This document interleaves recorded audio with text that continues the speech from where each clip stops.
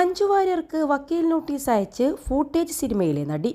Shooting ലൊക്കേഷനിൽ ആവശ്യത്തിന് സുരക്ഷയൊരുക്കിയില്ലെന്ന് കാണിച്ചാണ് സിനിമയുടെ നിർമ്മാതാവ് കൂടിയായ മഞ്ജുവിന് നടി ശീതൾ തമ്പി നോട്ടീസ് അയച്ചത്. 5.5 കോടി രൂപ നഷ്ടപരിഹാരം വേണമെന്നും നോട്ടീസിൽ പറയുന്നുണ്ട്. ഫൂട്ടേജ് സിനിമയിൽ മെഡിക്കൽ ഓഫീസറുടെ വേഷത്തിൽ ശീതൾ അഭിനയിക്കുന്നുണ്ട്. ചിമ്മിനി വനമേഖലയിലായിരുന്നു ചിത്രത്തിൻ്റെ ഷൂട്ടിംഗ് നടന്നത്. ഇതിൽ അപകടം പിടിച്ച ഒരു സീനുണ്ടായിരുന്നു. ഇത് ചെയ്യാൻ മതിയായ സുരക്ഷ ഒരുക്കിയില്ല. ഒന്നിലേറെ തവണ ഈ സീൻ ഷൂട്ട് ചെയ്യേണ്ടി വന്നു. ഇതുമൂലം പരിക്കേറ്റെന്നാണ് നോട്ടീസിൽ പറയുന്നത്. ആശുപത്രിയിൽ കൊണ്ടുപോകാൻ ആംബുലൻസ് പോലും ഒരുക്കിയില്ലെന്നും ശസ്ത്രക്രിയ ചെയ്യേണ്ടി വന്നെന്നും നോട്ടീസിൽ ആരോപിക്കുന്നു. ആശുപത്രിയിൽ വലിയ തുക ചെലവായി. പല ഘട്ടങ്ങളിലായി 1,80,000 രൂപ മാത്രമാണ് നിർമ്മാണ കമ്പനി നൽകിയത്. ഇപ്പോൾ ജോലി ചെയ്യാൻ കഴിയാത്ത സാഹചര്യമാണ്. അതിനാൽ 5,75,00,000 രൂപ നൽകണമെന്നാണ് നോട്ടീസിലുള്ളത്.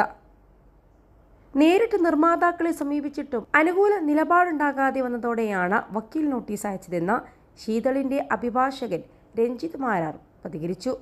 മഞ്ജു വാര്യരെ കൂടാതെ നടിയുടെ നിർമ്മാണ കമ്പനിയായ മൂവി ബക്കറ്റിലെ പാർട്ട്ണർ ബിനീഷ് ചന്ദ്രനും നോട്ടീസ് അയച്ചിട്ടുണ്ട്.